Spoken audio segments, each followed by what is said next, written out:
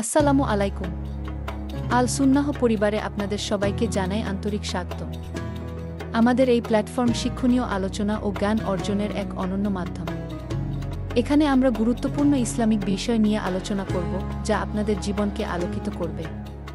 প্রতিটি পর্বে থাকবে নতুন কিছু শেখার সুযোগ। শিক্ষণীয় এই যাত্রায় অংশ নিতে এখনই সাবস্ক্রাইব করুন। আমাদের আলোচনায় যোগ দিন এবং আপনার মূল্যবান মতামত জানান।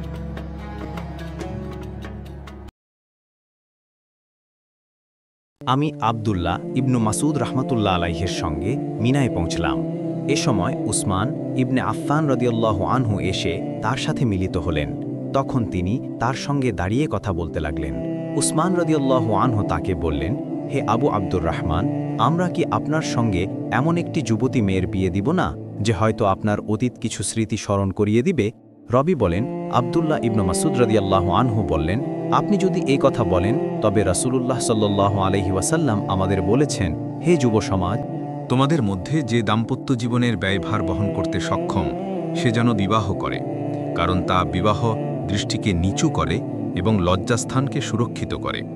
আর যে সক্ষম নয়, তার সিয়াম পালন করা উচিত, কারণ তা তার জন্য যৌন কামনা দমনকারী। আল্লাহ সীমা লঙ্ঘনকারীদের পছন্দ করেন না। সূরা আল মাইদা 5:87।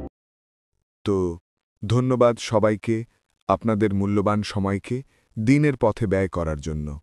আপনাদের মূল্যবান বক্তব্য কমেন্টে জানান এবং নিয়মিত এমন নতুন নতুন হাদিস পেতে এখনই সাবস্ক্রাইব করুন আল সুন্নাহ চ্যানেল।